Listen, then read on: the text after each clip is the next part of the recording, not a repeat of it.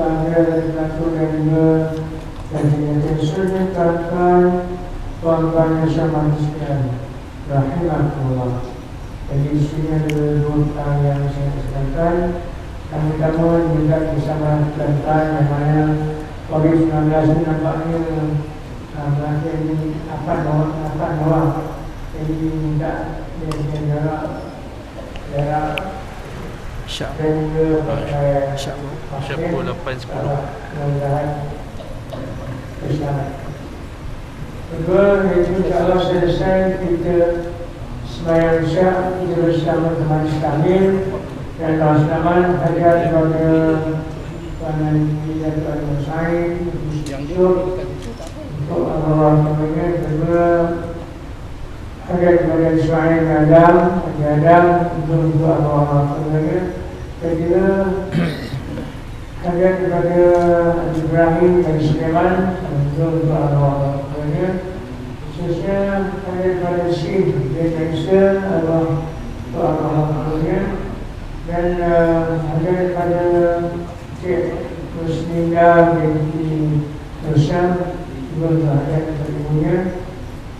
Dan hadiah kepada Gadis Nusa untuk Allah namanya. Sebenarnya kepada tuan-tuan dan tuan-tuan semua ini saya ucapkan berbayang yang ini mudah-mudahan apa yang kita dapatkan dalam tahun Allah Subhanahu wa ta'ala. InsyaAllah sesudahnya. Assalamualaikum warahmatullahi wabarakatuh. Waalaikumsalam warahmatullahi wabarakatuh. Bismillahirrahmanirrahim. Assalamualaikum warahmatullahi wabarakatuh. Alhamdulillahi rabbil alamin wa bihi nasta'in. Wassalatu wassalamu ala asyrafil anbiya'i wal mursalin wa ala alihi wa sahbihi ajma'in. Subhanaka la ilma lana illa ma 'allamtana innaka antal alimul hakim. Wa la hawla wa la quwwata illa billahil 'aliyyil 'azim. Allahumma la sahla illa ma ja'altahu sahla wa anta taj'alul hazna idza syi'ta sahla. Allahumma faqihna fid din wa 'allimna ta'wil. Allahumma zidna ilma amma ba'd. Alhamdulillah.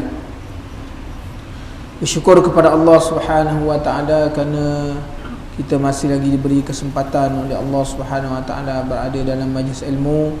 Mudah-mudahan Allah Subhanahu wa taala menjadikan perhimpunan kita dan mendapat keberkatan dan mendapat taufik serta hidayah daripada Allah Subhanahu wa taala, insya-Allah. Hari ini kita nak menyentuh tentang ziarah kubur. Masuk kepada tajuk baru, membahaskan tentang ziarah kubur dan perkara-perkara yang bersangkutan dengannya. Qala musannifu rahimahullahu ta'ala wa nafa'ana Allah bi'ulumihi fi daraini. Secara umum ziarah kubur itu dianjurkan untuk mengingati kematian dan sebagai pelajaran. Jadi tuan-tuan, bagi kewajipan ataupun perkara yang menjadi sunnah pada orang yang masih hidup ialah menziarah orang yang telah mati. Apa faedahnya ziarah orang yang telah mati ini? Bukan bermakna maknanya kita menziarah ni dalam keadaan kita nak mengambil iktibar dan pelajaran. Rasulullah kata ziarahlah kubur untuk kamu mengambil iktibar, peringatan tentang kematian, kan? Jadi itu di antara matlamat dan kenapa kita disunnahkan untuk menziarah kubur, walaupun pada satu ketikanya Rasulullah sallallahu alaihi wasallam melarang umat Islam pada waktu itu pergi ziarah kubur. Kemudian diperintahkan kepada mereka. Maknanya perintah itu dimansuhkan dan datang dengan hukum yang baru, iaitu diharuskan untuk berziarah kubur. Jadi ziarah kubur orang-orang yang soleh itu juga dianjurkan demi mendapat keberkahan dan sebagai pelajaran, mengambil makna barakah dan tafa'ul, kan? Kita ziarah kubur-kubur orang alim ini atau orang-orang soleh itu kerana apa? Nak mengambil barakah. Seperti mana mereka itu hidup, keberkahan itu ada ketika mana walaupun mereka telah mati, kan? Jadi kerana mengambil keberkahan. Rasulullah sallallahu alaihi wasallam pernah melarang ziarah kubur, tetapi selepas itu mengizinkannya. Itu pada peringkat awal. Peringkat awal pada zaman Rasulullah sallallahu alaihi wasallam, Rasulullah tak mengizinkan. Kan? Kemudian hukumnya dimansuhkan. Diriwayatkan daripada Ali radhiyallahu an, daripada Nabi sallallahu alaihi wasallam, beliau bersabda, aku pernah melarang kalian daripada ziarah kubur, tetapi sekarang ziarahlah, sebab hal itu dapat mengingatkan kalian kepada akhirat. Hanya saja jangan kalian mengucapkan kata-kata yang keji dan batil. Kerana orang pergi ke kubur ni kan tuan-tuan, kalau kita tengok masyarakat orang Arab ni, dia meratap-ratap dan meraung-raung di atas tanah kubur. Ini mungkin dekat masyarakat kita tak ada, tapi orang Arab ni dia jadi kebiasaan, kan? Kalau dia pergi ke tanah kubur, dia boleh meratap ni dengan suara yang didengar oleh orang lain. Kebanyakannya lah yang orang perempuan, orang perempuan, dan mereka mengoyak-oyakkan baju. Ini jadi tradisi orang Arab, perbuatan-perbuatan jahiliyah yang Rasulullah tegah. Sebab tu kenapa maknanya diarahkan kepada sebelum daripadanya itu tidak dibenarkan untuk ziarah kubur, kerana dia punya fitnahnya banyak, kan? Orang perempuan ziarah kubur mereka. Atau yang ini, kalau tuan-tuan pergi ke negara Mesir, mereka ni di tanah perkuburan ni dia macam jadi pesta pula, kan? Mereka pergi ke tanah-tanah perkuburan itu jadi macam jadi pesta.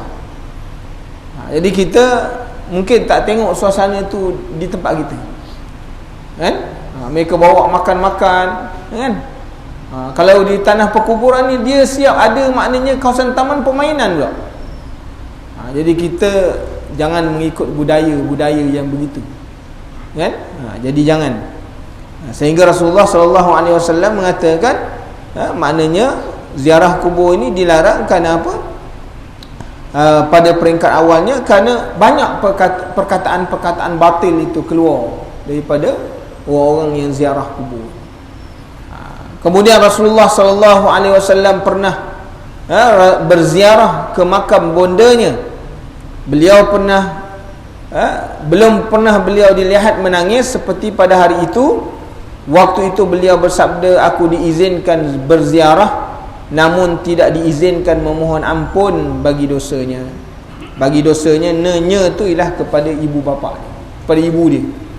Dan jadi tuan-tuan, ini hadis tak payah kita bicarakan, kerana di sana banyak lagi hadis-hadis yang menerangkan tentang mana mungkin ibu Rasulullah sallallahu alaihi wasallam yang melahirkan Rasulullah sallallahu alaihi wasallam ini melakukan dosa-dosa besar, kan? Sebagai manusia, dosa-dosa kecil kemungkinan, tetapi sebagai seorang ibu kepada Rasulullah sallallahu alaihi wasallam. Dan kalau kita membaca maknanya riwayat ibu Rasulullah sallallahu alaihi wasallam ini, seorang perempuan yang tak pernah ditengok oleh mana-mana bangsa Arab, pada kaum pemuda-pemuda Arab pada waktu itu, kerana dia adalah perempuan yang sentiasa duduk berkurung di rumah, kan? Berbanding pada waktu itu ada orang yang menawarkan diri untuk berkahwin dengan Rasulullah sallallahu alaihi wasallam, tapi nak berkahwin dengan Abdullah, iaitu ayah kepada Rasulullah sallallahu alaihi wasallam, tapi tidak dengan keizinan Allah, kerana Allah Ta'ala telah menentukan bahawa yang melahirkan keturunan ini ialah daripada keturunan yang baik. Sebab ibu Rasulullah ni dia sampai kepada Kinanah, mana sampai kepada jalurnya Ibrahim alaihissalam. Mana mungkin. Jadi dengan sebab itu hadis ini boleh makna ada hadis-hadis yang lain yang menguatkan, kan? Jadi kemungkinan di sini ialah maknanya tak diizinkan untuk memohon ampun, kerana pada waktu itu zaman ketika mana ibu Rasulullah sallallahu alaihi wasallam dan ayah Rasulullah itu meninggal dunia, dinamakan dia zaman fitrah, makna tak ada agama. Jadi tak ada agama ni, orang yang pada waktu itu tak turun Nabi tidak diutuskan, disebut zaman-zaman fitrah. Jadi zaman fitrah ini maka dia tak ada hukum. Jadi dengan sebab itu ulama membahaskan bagaimana kehidupan ayah dan ibu Rasulullah SAW. Maka dia kata ini adalah zaman fitrah, Nabi tak ada, Rasul tak ada, maka mereka mengikut agama yang sebelum. Jadi dengan sebab itu mereka beriman kepada Allah. Jadi tak dihukumkan dia ni sebagai orang kafir. Jadi ala kulli halnya kita tawakuf sampai situ dulu. Maknanya perbahasan ini mesti disentuh dengan hadis-hadis yang lain.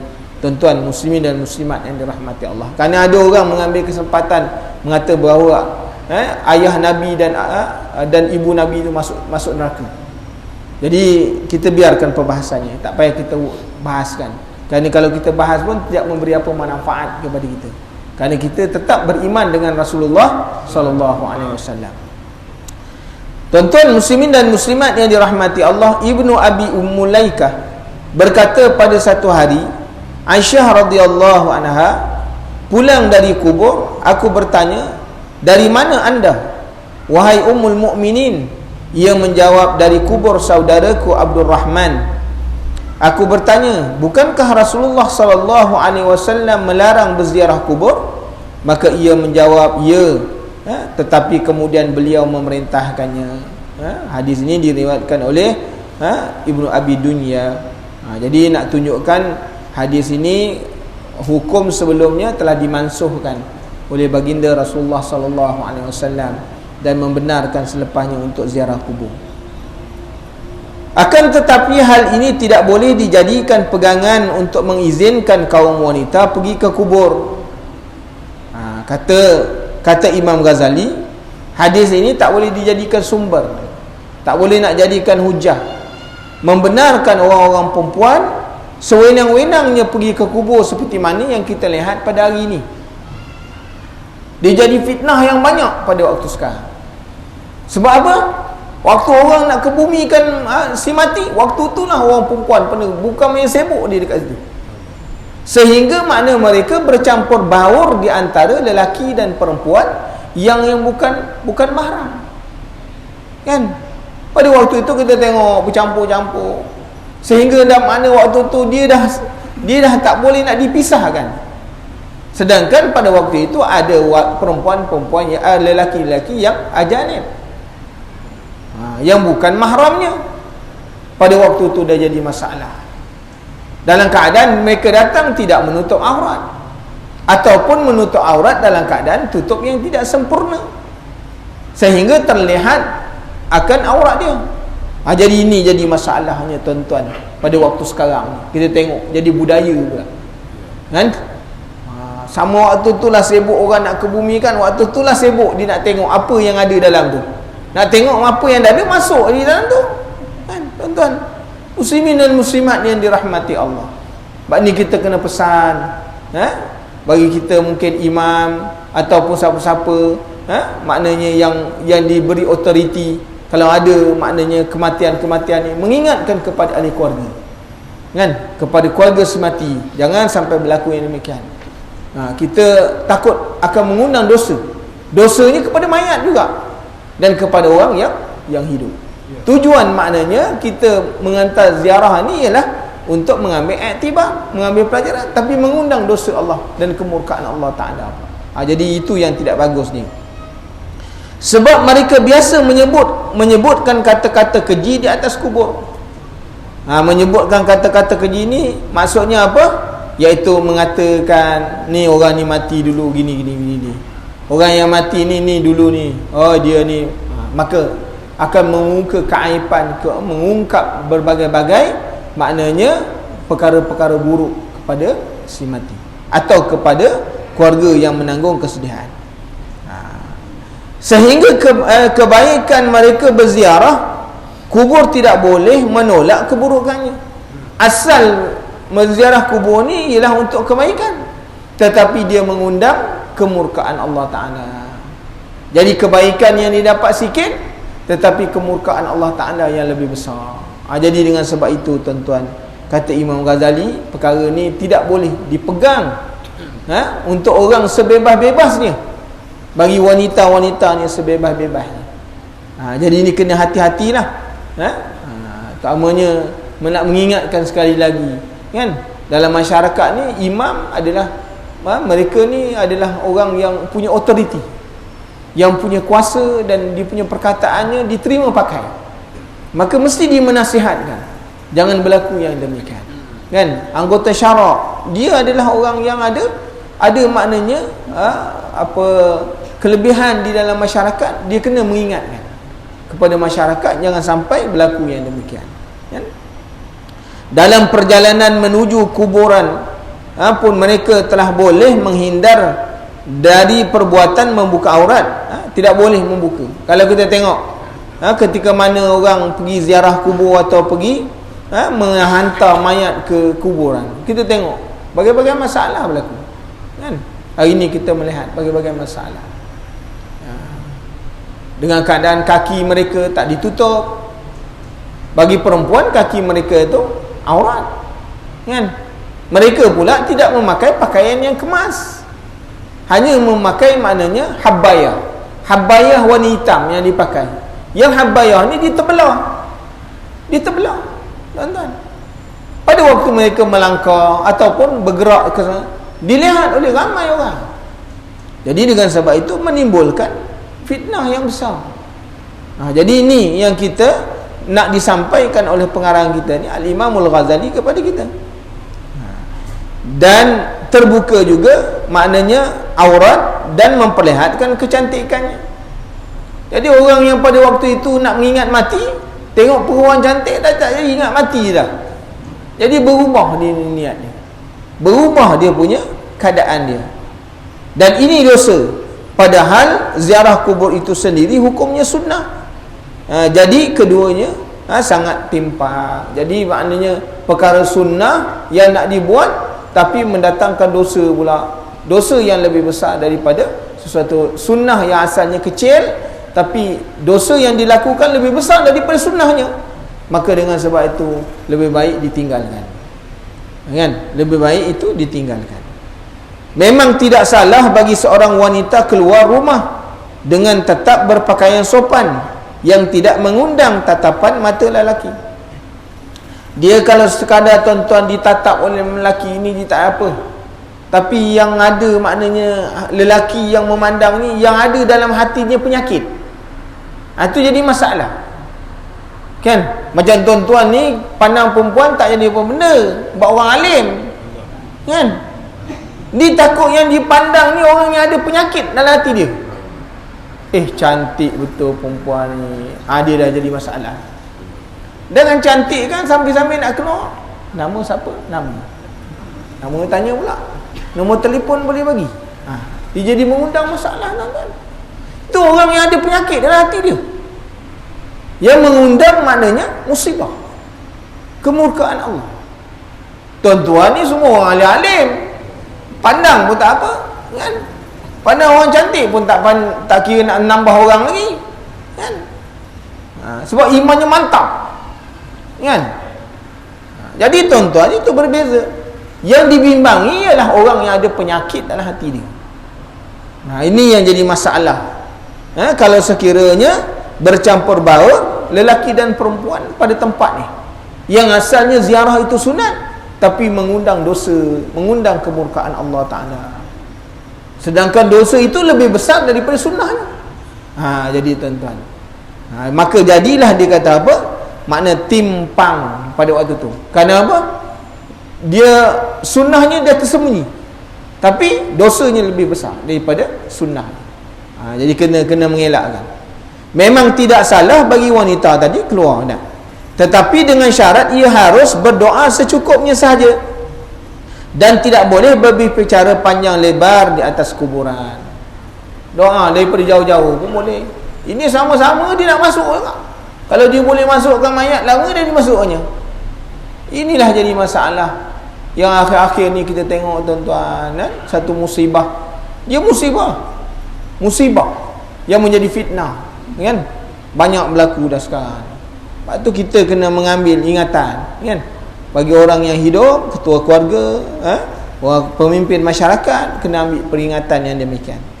Maka Abu Zar berkata, Rasulullah sallallahu alaihi wasallam bersabda, "Zuril qubura tazkuru bihal akhirata waghsilil mauta fa inna mu'alajata jasadin khawa mau'izatun balighah wa salli 'alal janaizi la'alla zalika an yuhzinaka fa inna hazina fi zillillah. Bahawa Rasulullah sallallahu alaihi wasallam sebut berziarahlah kubur. Sebab tu kita kena ziarah, tuan-tuan. Kan? Ziarah kubur, cari masa. Kalau tak dapat tiap-tiap hari pun, kan? Seminggu sekali ziarahlah kubur. Kan? Saya bila baca ni mengingatkan kepada kita lah. Cari masa lah. Supaya bila hari ni kalau kita melakukan yang demikian, nanti anak-anak kita akan melakukan yang demikian kepada kita. Tapi kalau hari ni kita tak ingat pada ibu ayah kita, kan, kita bimbang besok anak-anak tidak akan mengingati kita. Setidak-tidaknya kalau tidak menziarahi kubur, kalau lalu di tanah kuburan, berilah salam kepada penghuni. Berilah salam kepada penghuni. Jangan sampai tak buat langsung, tuan-tuan. Tiap-tiap hari lalu tapi tak pernah memberi salam, kan? Dan membuat maknanya kebajikan bagi orang yang telah mati. Jadi Rasulullah kata ziarah kubur. Nasaya kerananya kamu akan ingat akhirat. Mana orang-orang yang hatinya keras, pergi ziarah kubur. Kalau hari ni, tuan-tuan, satu hari kita melalui kehidupan, hati kita rasakan hati kita keras, perkataan kita dah berubah, kita punya akhlak berubah, kita pergi ziarah kubur. Sebab tu itu sunnah Rasulullah. Rasulullah kata orang yang ziarah kubur nasai diingat akhirat. Sebab tu orang yang kalau perkataannya jadi kasar, akhlaknya jadi kasar, pergi ziarah kubur supaya diingat akhirat. Ingat akhirat ni apa? Tujuannya ingat mati. Kalau mati ni besok, semua perangai, akhlaknya semua dah tak ada faedah lagi. Jadi tuan-tuan, mandikanlah jenazah, kan? Mengingatkan kepada kita, terutamanya ahli keluarga. Siapa yang ada kematian, kematian ibu ayah dia, atau siapa-siapa daripada ahli keluarganya, jangan diberi peluang kepada orang lain. Hatta walaupun dia pemandi mayat sekalipun, maka setiap anak daripada ahli keluarga, waris-waris, ambillah bahagian untuk memandikan orang yang meninggal daripada ahli keluarga. Sepatutnya begitu. Kerana itulah sunnahnya, kan? Kerana bila Rasulullah SAW meninggal, siapa yang mandikan? Sayyidina Ali, menantu dia, kan? Dia punya anak saudara yang mandikan, dan para sahabat yang lain, bapa saudara dia yang mandikan. Tu, tuan-tuan. Waktu kita kena ingat, matinya kita, ingat besok wasiat dengan anak-anak, kalau ayah mati, besok jangan kau lupa mandikan. Dan ingat ayah berwasiat, kalau ayah mati besok, panggil orang-orang ni tolong mandikan ayah. Wasiat, kan? Wasiat dengan orang-orang yang baik. Orang-orang yang hidup dekat atas dunia, amalannya banyak, supaya mandikan kita. Terutama sama orang-orang yang menjadi rakan mengaji kita. Kita boleh wasiat. Ayah ada dekat tiang, selalu mengaji dengan ayah, duduk dengan ayah, pakai serban hitam, contohlah, kan? Jangan lupa nanti besok jumpa dia, minta dia tolong mandikan ayah, sebab dia orang baik. Tuan-tuan muslimin dan muslimat yang dirahmati Allah, minta, ni wasiat yang boleh kita buat. Selagi mana dia tak melanggar syarak, wasiat dia tak melanggar syarak, tak apa. Orang yang mengaji dengan kita, sama-sama duk belajar dengan kita, orang-orang yang selalu sembahyang berjamaah dengan kita, ini orang-orang yang didahulukan untuk memandikan kita. Tuan-tuan, anak-anak lebih-lebih lagi. Jadi tuan-tuan, kerana apa? Mengingatkan, memandikan mayat ini adalah sesuatu kerana apa? Mengingatkan kepada kita bahawa mengingatkan akhirat. Jadi mandikanlah jenazah, kerana dalam mengurus jasad yang sudah tidak bernyawa itu terdapat pelajaran yang amat berharga. Amat berharga, tuan-tuan. Tuan-tuan mandikan mayat yang dulu dekat atas dunia bukan main hebat, dengan keadaannya, dengan lisan dia, kan? Dengan perangai dia, kita mandikan. Waktu tu kita cakap apa kat dia pun dia senyap. Kau cakap apalah? Kau sumpah seranah pun dia senyap. Kalau dia senyum takut yang mati pula. Yang mandi pula mati pula. Kan? Tuan-tuan muslimin dan muslimat yang dirahmati Allah. Gagah macam manalah dulu. Dia pahlawan ke, dia pendekar ke? Kau mandikan dia waktu dia mati. Waktu tu jasad yang tidak ada nyawa lagi, yang tak ada lagi, hilang semua kehebatannya. Supaya mengingatkan kita pada kita, besok hari ni kita kuat, kita gagah, waktu mati semua kegagahan dan kekuatan hilang. Sebab tu disuruh ambil kesempatan. Dan kita boleh lihat kalau kita mandikan orang-orang soleh, kita dapat banyak pengajaran, kan? Banyak pengajaran yang kita dapat. Mandikan orang-orang yang hidupnya bergumam dengan dosa, banyak pelajaran yang kita dapat. Kita tengok sendiri bagaimana orang yang berdosa kalau mati, kita mandikan. Kadang-kadang tuan-tuan kita nak gerakkan tangan dia pun tak mau ikut, kan? Waktu kita gerakkan tangan dia, angkat pun dia tak mau mengangkat. Sampai begitu sekali tuan-tuan muslimin dan muslimat yang dirahmati Allah. Pernah mandikan orang-orang yang baik tuan-tuan, kan? Yang hidupnya bertahajud tengah malam, selalu baca Quran tiap hari. Dah mati dah, tapi angkat tangan boleh. Dia kalau kita tak pegang ni, dia melorot pula ke bawah. Jangan takut pula. Tapi itu menunjukkan satu kelebihan. Ni balasan orang yang bangun malam, balasan orang yang baca Quran. Waktu nak bukakan dia punya baju je, macam orang hidup. Diangkatkan boleh, ditarik boleh, diletakkan boleh. Senang sungguh. Allahu Akbar, tuan-tuan. Supaya kita mengambil pelajaran di atas ketika mana memandikan orang. Kan? Dan sembahyangkanlah jenazah. Sunnah Rasulullah sallallahu alaihi wasallam mengingatkan kepada kita, sembahyangkan jenazah, barangkali hal itu dapat membantu kamu merasa sedih, sebab orang yang sedih itu dalam naungan Allah Subhanahu wa taala. Sebab tu sembahyangkan jenazah. Kalau hari ini tuan-tuan, ibu ayah kita meninggal, itu sudah semestinya. Kalau ada makna ahli keluarga kita meninggal, itu sudah semestinya. Ada sahabat, kawan-kawan kita meninggal dunia, sembahyangkan. Supaya akan timbul rasa sedih bahawa besok kita pula akan disembahyangkan oleh orang lain. Hari ini tuan-tuan tak mahu duduk ke depan, besok orang akan hantar tuan-tuan ke depan, kan? Hari ini kita duduk di belakang imam, sampai masa kita akan duduk di depan imam pula. Sama ada kita suka tak suka, satu hari pasti kita akan duduk di depan imam. Hari ini semua ikut belakang imam, tapi satu masa kita akan berada di depan imam, dan imam akan berada di belakang kita pula. Sebab tu tuan-tuan mengingatkan kepada kita, kan? Jadi ambil kesempatan. Dan Ibnu Mulaikah berkata, Rasulullah sallallahu alaihi wasallam bersabda, ziarahilah kubur orang-orang yang mati di antara kalian dan ucapkanlah salam kepada mereka serta doakan mereka, kerana pada mereka terdapat pelajaran bagi kalian. Sebab tu Rasulullah sallallahu alaihi wasallam suruh kita bila ziarah kubur ni, makna beri salam, assalamualaikum ya ahlad diyar, ataupun paling mudah kita sebut ya ahlal kubur pun boleh, tak ada masalah, kan?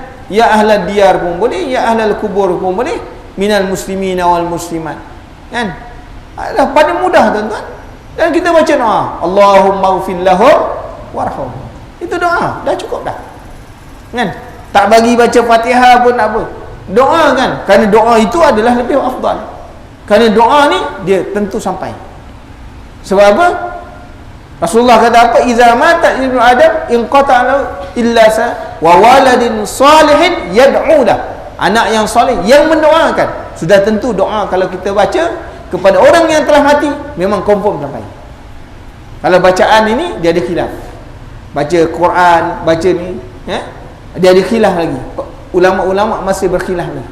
Ada kata tak sampai, ada kata sampai. Tapi doa confirm. Tuan baca doa, Allahumma ighfir lahum warhamhum. Setiap hari kita baca, setiap daripada majlis tuan-tuan baca, setiap kali lepas sembahyang, baca doa untuk 2 ibu bapa, confirm sampai. Dan confirm dapat pada mak ayah. Tuan-tuan, muslimin dan muslimat yang dirahmati Allah. Ini doa. Jadi dengan sebab itu, maknanya jangan lupa. Sekurang-kurangnya itulah. Beri salam pada mereka. Sebab apa tuan-tuan? Diriwayatkan daripada Nafi', sesungguhnya setiap kali melalui kubur seseorang, Abdullah bin Umar pasti berhenti dan mengucapkan salam kepada mereka. Jadi kita ambil perbuatan ni, perbuatan siapa? Perbuatan maknanya para sahabat Rasulullah sallallahu alaihi wasallam. Ibnu Umar ni bukan kecil-kecil orang tuan-tuan. Dia anak kepada sahabat dan dia merupakan sahabat. Anak kepada Sayyidina Umar yang merupakan sahabat Rasulullah. Dia sendiri hidup ketika mana Rasulullah masih hidup.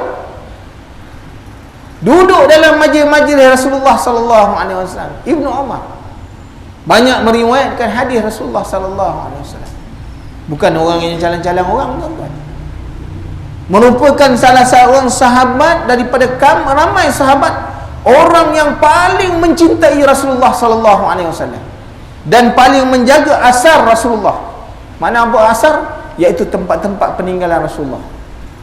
Dia ni orang yang cukup meniru bagaimana perbuatan Rasulullah dan meniru maknanya menjaga asar Rasulullah. Ni Ibnu Umar, orang yang cukup hebat, kan?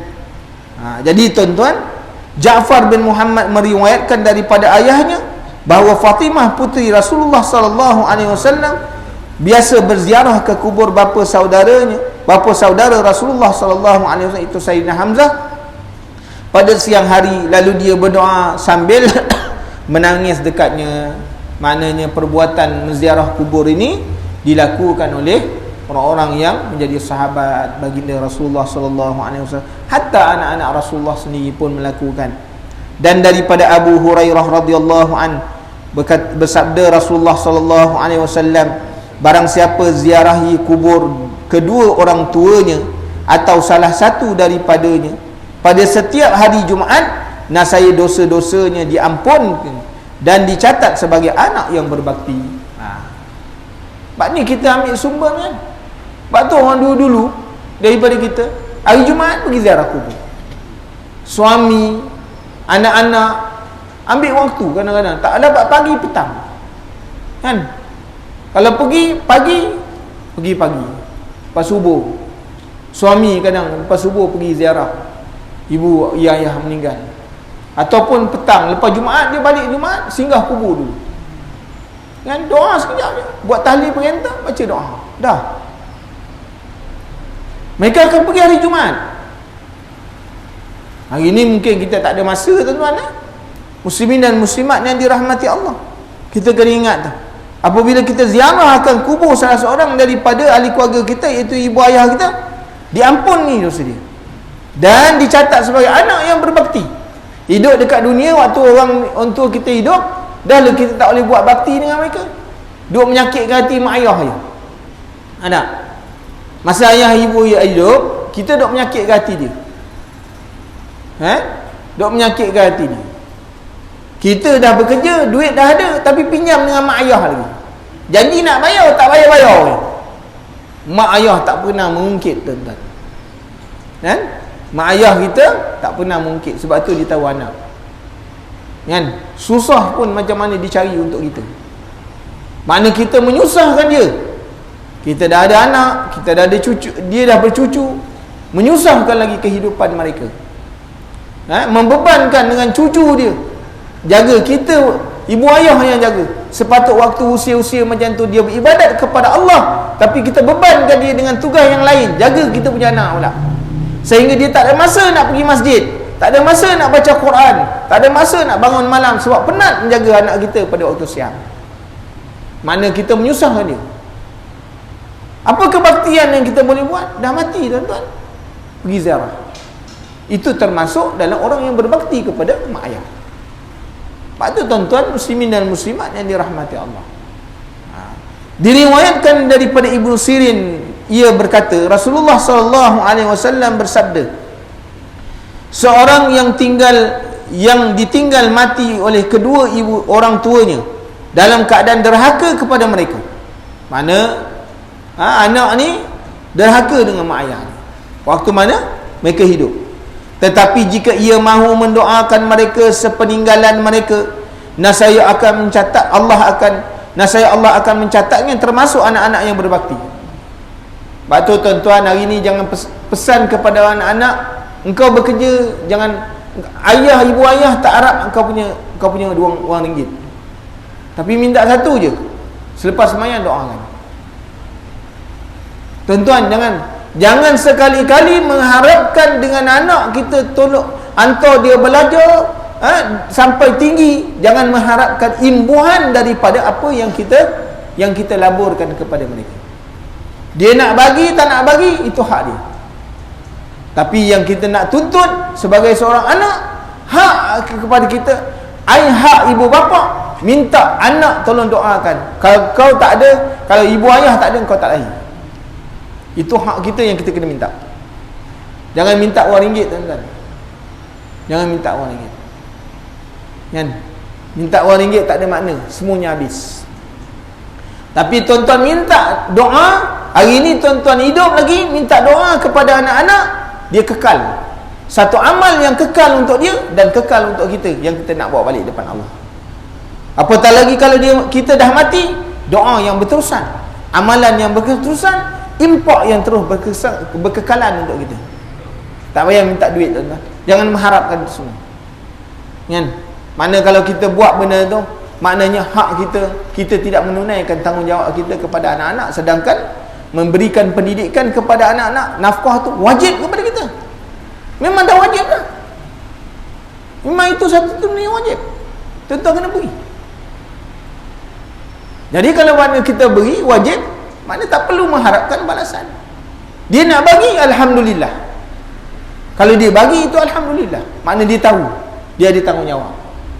Tapi yang lebih besar daripada itu, tanggungjawab yang dia kena laksanakan ialah mendoakan dua ibu bapa dia, sama ada dia masih hidup ataupun mak ayah dah mati. Kerana ini, tuan-tuan, mengingat kepada pesan Rasulullah sallallahu alaihi wasallam. Dan Rasulullah sallallahu alaihi wasallam menyebutkan, man zara qabri faqad wajabat lahu syafaati. Sesiapa yang menziarah akan kuburku, ia berhak untuk memperoleh syafaat aku. Jadi orang yang pergi ziarah, pergi menunaikan umrah, pergi menunaikan haji, maka inilah masa untuk pergi ziarah Rasulullah sallallahu alaihi wasallam. Jadi dalam keadaan nanti bila kalau diizinkan oleh Allah, mungkin hujung tahun ni dibuka untuk jemaah untuk pergi umrah, walaupun dalam keadaan SOP yang begitu ketat yang dikeluarkan oleh Saudi, kan? Mudah-mudahan kerinduan kita ni boleh bertemu dengan Rasulullah sallallahu alaihi wasallam. Dan Rasulullah sallallahu alaihi wasallam juga bersabda, man zarani bil madinati muhtasiban kuntu lahu syafi'an wa syahidan yaumal qiyamah. Barang siapa berziarah ke makamku di Madinah demi mengharap keridaan Allah, aku akan memberinya syafaat dan menjadi saksi untuknya pada hari kiamat. Ini syafaat ni apa? Ni namanya syafaat khas yang Rasulullah beri. Adapun syafaat yang syafaatul uzma, dia syafaat yang besar. Syafaat seperti mana yang kita terang dulu, syafaat ni ada berbagai. Ni syafaat yang besar namanya syafaatul uzma. Ini untuk semua orang. Tak kira dia Islam ke, dia kafir ke, lelaki perempuan ke, beriman tak beriman, itu semua dapat. Kan? Untuk melepaskan manusia di padang mahsyar untuk kiraan hisab. Adapun syafaat yang macam ni, ini adalah syafaat yang khas yang Allah Ta'ala, ya Rasulullah beri kepada orang yang suka berziarah Rasulullah sallallahu alaihi wasallam, orang yang berselawat kepada baginda Rasulullah sallallahu alaihi wasallam, orang yang mengikut sunnah Rasulullah. Ini dapat syafaat khas Rasulullah sendiri kepada orang yang mencintai baginda Rasulullah sallallahu alaihi wasallam. Ka'ab bin Ahbar berkata, Setiap hari pasti ada 70,000 malaikat yang turun dari langit untuk mengelilingi makam Nabi SAW. Seperti mana Kaabah dikeliling tiap-tiap hari tuan-tuan, 70,000 malaikat turun untuk tawaf. Walaupun hari ni kita tengok Covid tak ada orang, tapi tiap-tiap hari 70,000 malaikat turun untuk tawaf itu. Kita tak nampak kan? 70,000. Seperti mana di Baitul Ma'mur 70,000 malaikat masuk ke Baitul Ma'mur untuk berkeliling di sana, yang masuk tak akan keluar. Maka begitulah hari ni, walau kata-kata Covid tak ada orang, cuma yang tawaf 5-6 orangnya, sebenarnya 70,000 malaikat bertawaf itu. Tadi tuan-tuan muslimin dan muslimat yang dirahmati Allah, mereka mengepakkan sayapnya kerana mendoakan beliau, dan ketika tiba waktu petang hari, mereka naik kembali ke langit dan diganti oleh sejumlah malaikat yang melakukan yang lain sama, sampai ketika bumi terbelah, beliau bangkit, iaitu baginda Rasulullah SAW, orang yang pertama dibangkitkan daripada kubur bersama rombongan 70,000 malaikat yang menghormati beliau. Ini kemuliaan baginda Rasulullah SAW. Ketika sedang berziarah kubur, seorang dianjurkan berdiri membelakangi kiblat. Kita kalau ziarah kubur, adabnya ialah membelakangkan kiblat, berdiri membelakangkan kiblat dengan wajah menghadap kepada mayat, kan? Waktu cara ini adab. Kalau kita ziarah kubur ni, maknanya kita membelakangkan kiblat, menghadap kepada mayat. Ia tidak boleh mengusap-ngusap, menyentuh atau mencium kubur, kerana ini kebiasaan orang-orang Nasrani. Jangan dibuat begitu, kan? Kata Nafi', lebih daripada 100 kali aku melihat Ibnu Umar mendekati makam Rasulullah SAW. Lebih daripada 100 kali. Lalu dia berdoa, semoga keselamatan dilimpahkan kepada Rasulullah SAW, semoga keselamatan dilimpahkan kepada Sayyidina Abu Bakar, semoga keselamatan dilimpahkan kepada ayahku. Lepas tu kita bila ziarah Rasulullah, beri salam kepada sahabat, kepada Rasulullah. Assalamualaikum ya Rasulullah, kan?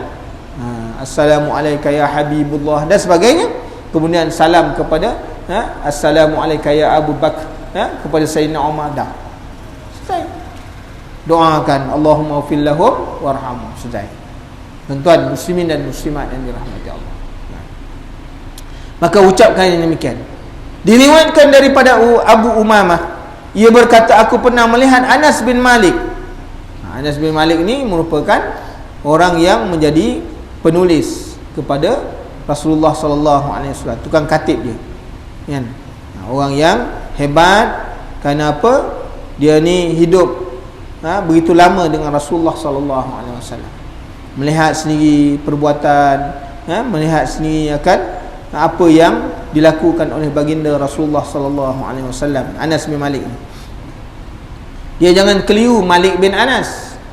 Malik bin Anas tu lah Imam Malik, kan? Ni Anas bin Malik ialah sahabat Rasulullah SAW. Ia berdiri sambil mengangkat kedua tangannya sehingga aku menyangka ia akan solat, lalu mengucapkan salam kepada beliau, kepada baginda Rasulullah SAW. Yang beliau ni tuan-tuan yang tuju kepada Rasulullah, tuan-tuan ubah, makna perkataan yang lebih beradab, iaitu kepada baginda Rasulullah SAW. Ubah perkataan tu kepada baginda Rasulullah. Ini adalah adab kita sebagai, maknanya, umat Nabi Muhammad SAW.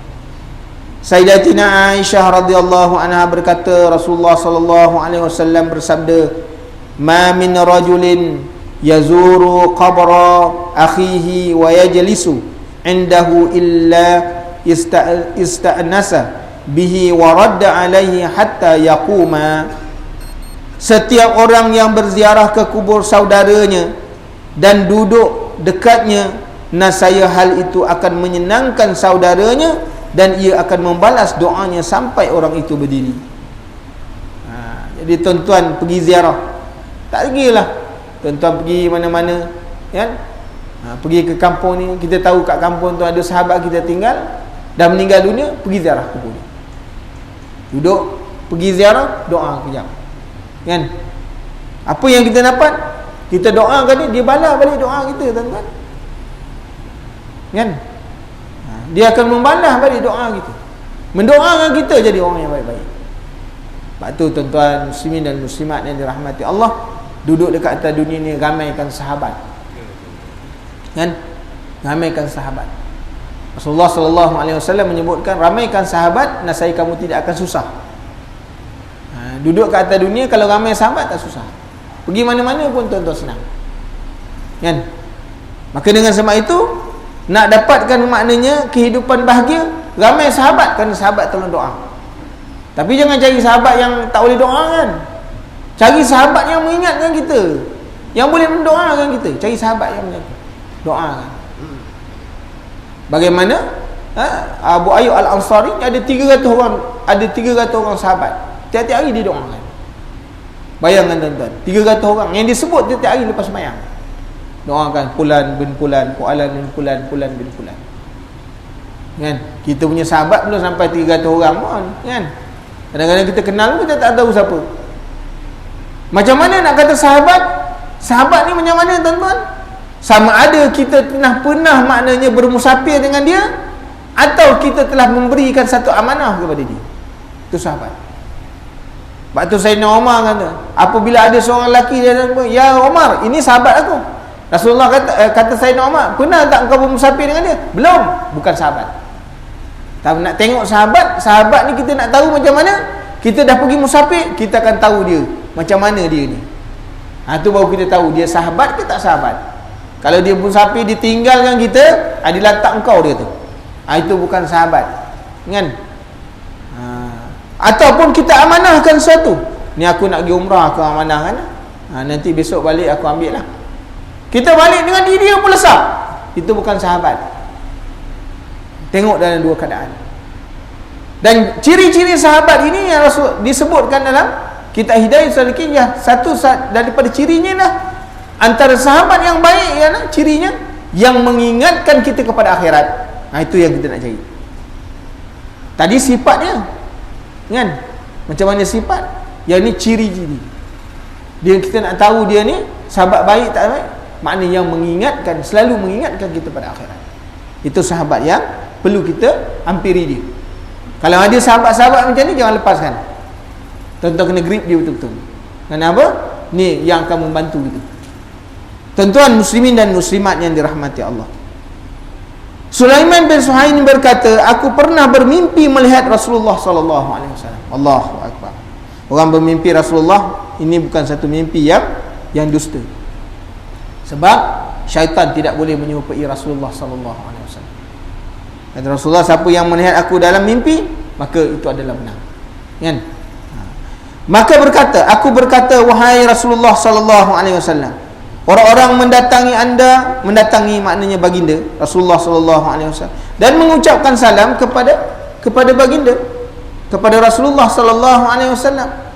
Apakah makna baginda mendengar akan salam baginda mereka? Maka beliau menjawab, iaitu baginda Rasulullah sallallahu alaihi wasallam, ya, dan aku membalas salamnya. Inilah satu amalan tuan-tuan yang tak ada pada amalan yang lain.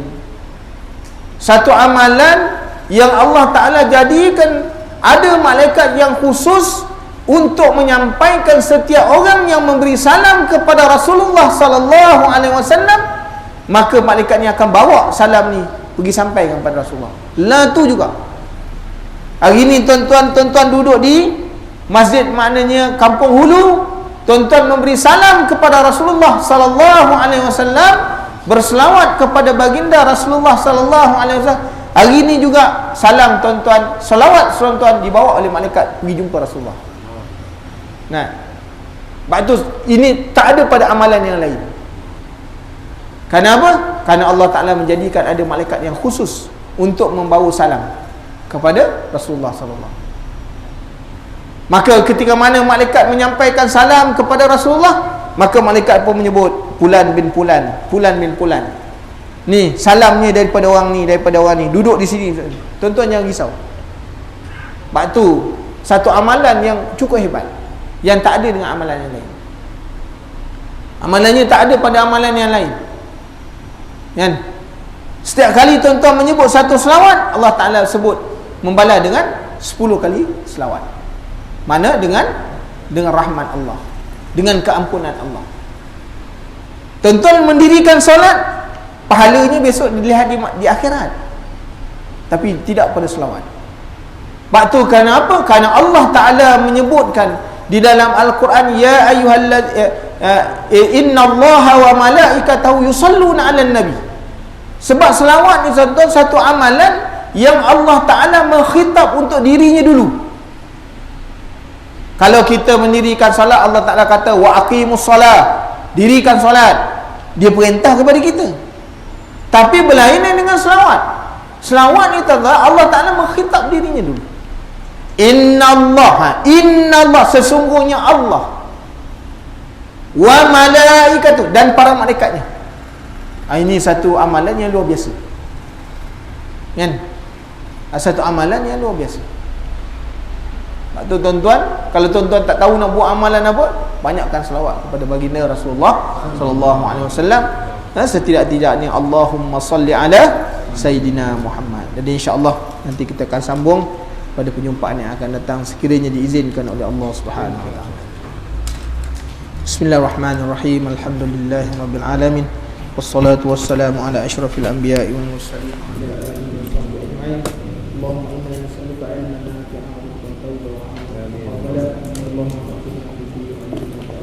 Jalallah anna sayyidana Muhammadan sallallahu alaihi wasallam ma huwa ahlu Jalallah anna sayyidana Muhammadan sallallahu alaihi wasallam ma huwa ahlu Jalallah anna sayyidana Muhammadan sallallahu alaihi wasallam ma huwa ahlu Allahumma a'inna ala dhikrika wa syukrika wa husni ibadatik. Subhanakallahumma wa bihamdika asyhadu an la ilaha illa anta astaghfiruka wa atubu ilaik.